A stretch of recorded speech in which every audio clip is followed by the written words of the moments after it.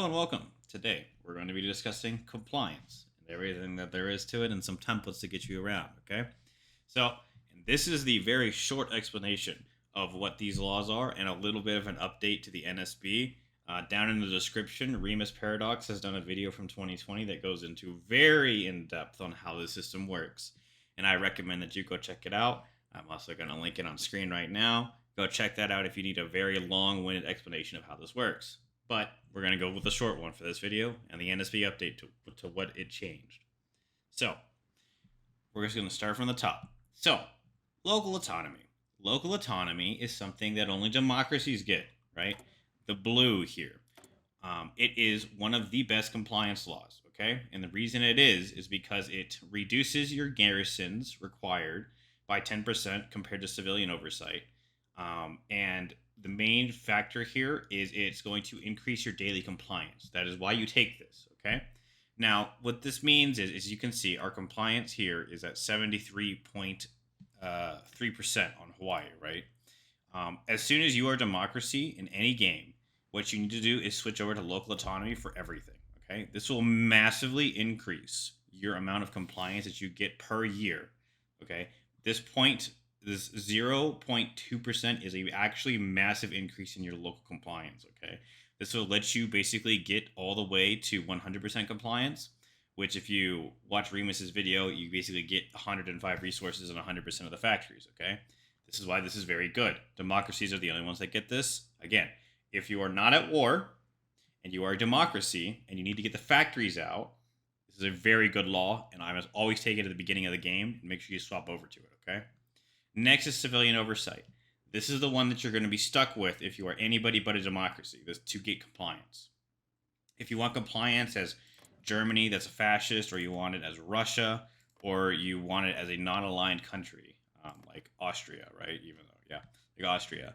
The best law you're going to have to actually get compliance is civilian oversight, okay? Now, it's not very good because it doesn't give you local compliance, but it doesn't get a negative. And that's what it can be very useful in doing, okay? Lastly, of these little good laws here before we get to some of the bad ones is local police, okay? Local police is going to reduce your damage to your garrisons by an additional 25%. It's going to reduce your resistance target by -20, and it's going to reduce the required garrisons. However, it will also reduce the daily compliance, okay? Ideally, if you are occupying as Germany and you are not allowed to get the collaboration government, which means you can't get 100% on France and they start at 0, ideally you want to start using this law at around 0 resistance target to reduce the growth, okay?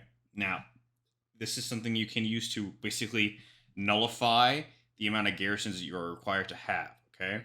Ideally, this is what you want if you don't want any factories and you don't want any resources and you just want to reduce the amount of equipment that's being lost. This is what you do, local police, okay? Secret police, okay? This law is absolute trash in everything but MP, and even in MP, it's very situational, okay?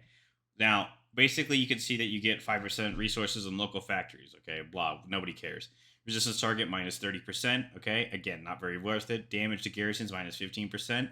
And then the daily compliance again is going down. But here's the weird factor: enemy intel network strength gain minus 25%. Okay, and enemy operative detection chance offset by 1%. Okay, these are very minor benefits, and you have to know where the enemy spies are, and that is impossible to know. So if they are going, so for example, if the government in France is going to be in exile and they're going to start doing sabotage events in their own country, and you think that they might be doing that, you could, in theory, take secret police to reduce the amount of stuff that's going to happen, okay? Again, this is hyper-specific, and I wouldn't take it. Even in MP games, nobody really does this. We have better laws, okay? Next is military governor. Again, this thing is absolute trash, okay? The reason it's trash is this local manpower plus 8% is stupid. Like, okay, for example, Panama right here is a non-core territory of the United States, okay? You can see that we get access to 2% of the state's manpower on top of whatever modifiers, okay? Which is absolutely zero people. As you can see, it is 72 people, 71. Okay. Now, if you take that and you occupy a country, right, and it's non core territory and an occupied state, on top of that, you get 8% of 2%, which is so small of a number that it doesn't matter. Never take military governor. It is completely worthless. The local resources are a little bit nice, but this overall law is bad because other laws are better. Next is martial law. Okay. Now, there are situations in which you take this, and those situations are as follows. If you have 80% minus, as soon as you take a territory and you have like negative 80% resistance to you, so like this number right here is at 80 on a territory. For example, like this little number will be 80%, okay, which is ridiculous, but it can happen. Martial law is one of the ways and one of the fastest ways to get rid of it, okay? And in that hyper specific scenario, you can use it. So in that specific scenario, martial law will be good. And every other scenario is trash because it doesn't give you resources, and it does not give you, or gives you a little bit of resources, but no factories, and your compliance is bad, okay? And we'll talk about what the fascists get and the Soviets get at the very end of this, okay? So don't hush your horses. These last two labor laws here are forced labor, okay? This is another good law you can use as any country. Now, what you are trading out here is the ability to gain local resources plus 40%, okay? So, for example, if you are Germany and you need to get all of the resources that France has, okay? So if you go to the resource map mode and you look at France and you say, I want 40% of all of these resources immediately, okay? You can use forced labor, okay? Forced labor will get you 40% of them as a base. You are not gaining any compliance with both of these laws, okay? Let's remind you, you're not getting any compliance at all. You get 5% local factories, resistance and target minus 40%, and then you get the resource sabotage chances being minus, and the civilian repair speed, okay, plus 25%. Very good, okay, if you want resources. Harsh quotas is the exact opposite of this. You get local factories plus 25%, but your local resources are only 5%, okay? Your resistance and target is minus 40. Again, your military and civilian repair speeds go up by 25%, and the sabotage chance also goes down, okay? And these are two laws you can use, okay? But just remember that your garrisons required is going to be 50 and 60% more, okay? Which is quite substantial amount when we think about this, okay? Next, I'm going to go over to the Germany, and I'm going to show you what the fascists get.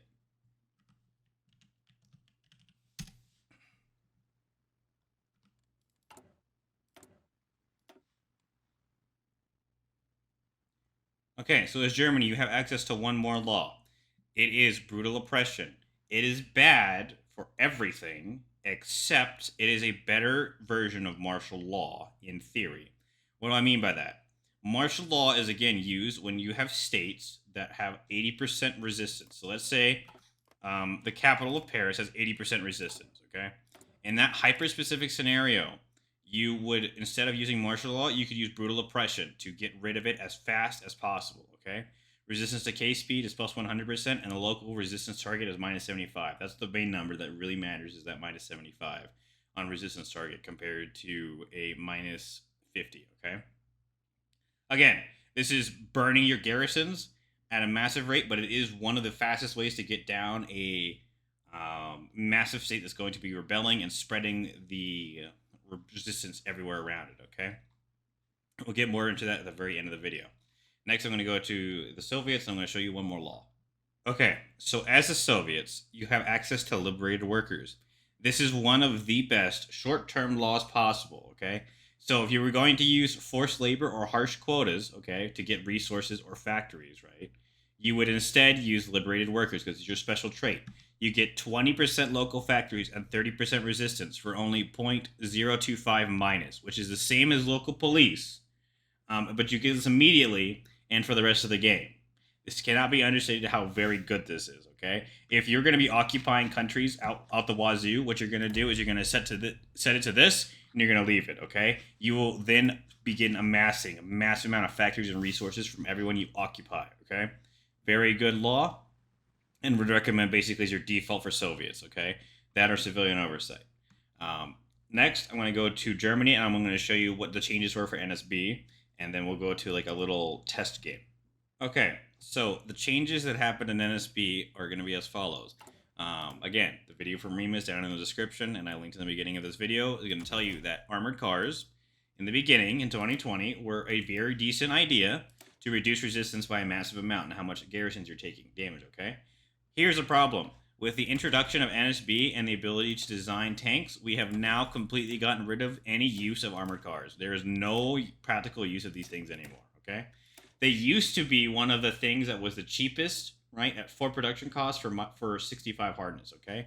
And if you look in your occupation laws, hardness is one of the only things that matters, okay? They don't care about armor, doesn't matter. It's just the hardness of the template, okay? That's all that matters.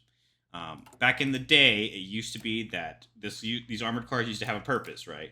Used to be able to hardness for production ratio was good, okay? But now it is completely garbage, okay? Because even at the last one, if you look at this last car, 8 production costs for 70% hardness, okay? Now, that is trash, okay? And even the 4 production for 65 hardness is trash, okay? I'll tell you why. The first tank you ever get, okay? This interwar light tank chassis is the only thing you need to reduce resistance. Nothing else here, okay? That is it, okay? That, and you now have completely superseded this armored car completely, okay? Now, I'm going to show you this. Remember that our armored car is going to cost 4 production cost to build, okay? And it doesn't have any modifiers on it. Now, if we go to our garrison interwar tank design, okay? So you have to select your interwar tank designs, right? Which will be down here, this little tank design, interwar. You can put a heavy machine gun on here, which is the cheapest option possible. You don't need anything else. You put a one-man turret because you don't need anything else, and it is the absolute cheapest. You then put bogey suspension on here, okay, because it is a 0% cost, okay? And you do not put wheel suspension because it's going to reduce your hardness by 30%. Never do that. You're just going to put bogey. And after bogey, you're going to put riveted armor. You're going to put a diesel engine on here because it's the cheapest and most reliable. And look at the stats of this tank. An interwar tank with 105% reliability, okay, and 80% hardness for 2.4 industrial cost, okay? This is ridiculously cheap, okay? Even cheaper than armored cars now. So now this is your default for if you don't want to don't want to lose manpower and infantry equipment out the wazoo, okay? You're going to use this specific tank design, okay? And here's the thing. You can make this tank even cheaper if you wanted to. If you had any designers that gave you either more hardness or they gave you a minus production cost off light tanks, you could make this thing even cheaper, okay? And that is the way. This is the new thing basically for resistance compared to armored cars, okay? Just remember, this is the new thing. Armored cars are completely worthless now. Now I'm going to go run a test game, and I'm going to show you how to work these things. Okay, so the current situation is as follows. France is basically an open rebellion, and this is about as bad as everything can possibly get for you. If you look, our uprisings are happening in some provinces, which means that they are minus division speed minus 50. You cannot strategically redeploy within anywhere within this region, which means you can't even go through it to deploy to a different sector.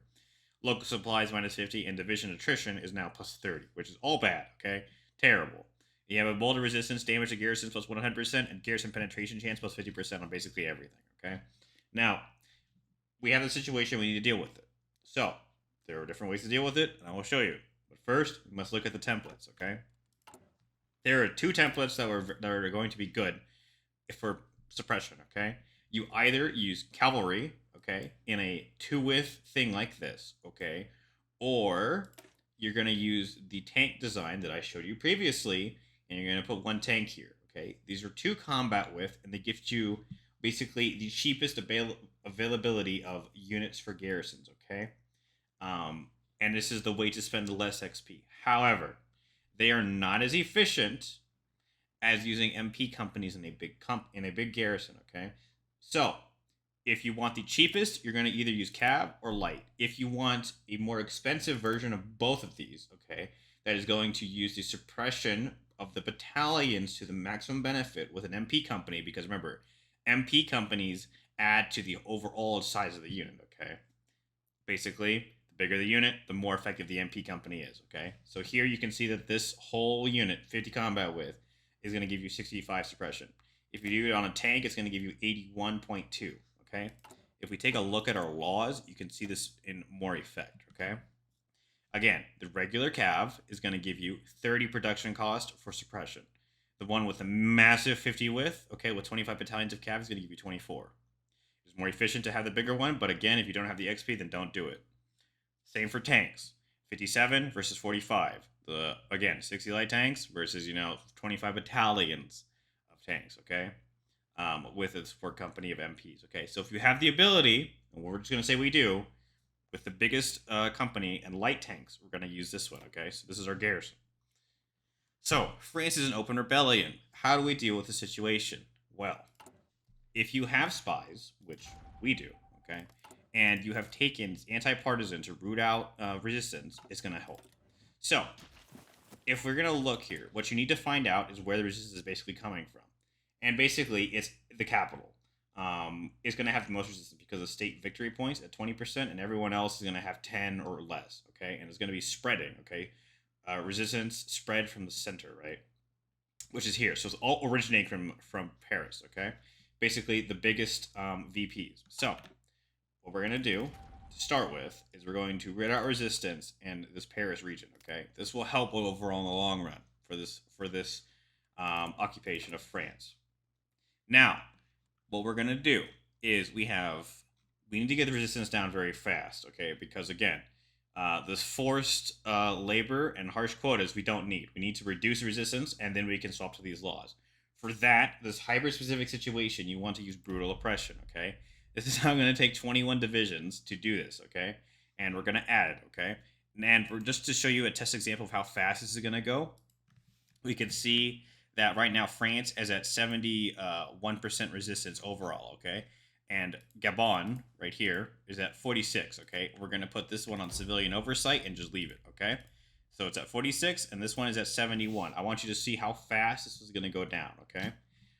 Now, you can see that it is dropping, okay? It's going to drop by 0.10 every single day-ish, and you can see that it's going down faster and more rapidly now, okay?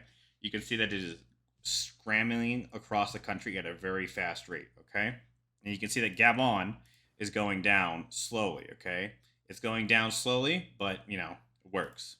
Meanwhile, France is going down at a very dramatic rate, especially for the amount of divisions that are required to get the resistance down. Now, as you can see, our spy is going over time to reduce the anti-partisan, okay? Now, as Germany, we can further increase this, okay? If we take Heinrich Himmler, which is basically a Prince of Terror, our damage to garrisons is going to be minus 25%.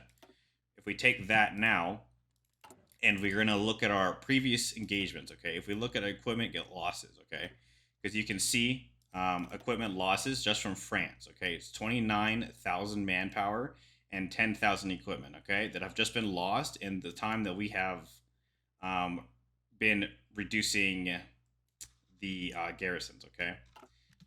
With just our garrison units that have been deployed. And as you can see, our garrisons are doing their job and lowering the resistance of France at a rapid rate. Now you can see that Paris is going to be a holdout. Now this is going to happen a lot of the time if you have a lot of capital states, okay? And again, if you let it get to this point, you're already in a world of hurt, okay? And it's going to take you a long time to get this stuff down. But if you don't have any more uprisings at around this point, you can also swap over, okay? It just depends whether this organized resistance and this emboldened resistance is going to hurt you a lot, okay? It's going to hurt you a lot. So ideally, you want to get it down to basically 0, okay? But if you don't have the time, as you can see, it's going down in Gabon and France. If you don't have the amount of time to get this thing down, which you should because you shouldn't be able to get to this point, you can swap over to harsh quotas or forced labor. Remember, the uprisings are the most important thing to get rid of, okay? So if we're going to switch over to local factories, what we're going to see is our factory count right now is at 149, okay? And if we just start building random things in France, you can see that we have 149, okay? Now, if we swap over our law, we should be able to get a lot more factories out of France, okay? Because right now, in France, we have only getting 28% of the factories. So if we go to harsh quotas, we'll be able to get 53%, okay? Which gets us to 158 factories, okay? Again, we're going to still be losing a lot of our units, okay? So if you want to keep on brutal oppression, you can keep on brutal oppression. Up to you on that, okay? And that's basically a basic overview of resistance. If you enjoyed the video, leave a like. Otherwise, it should be on screen. A video taking you to one of my previous guides. Otherwise, see people later.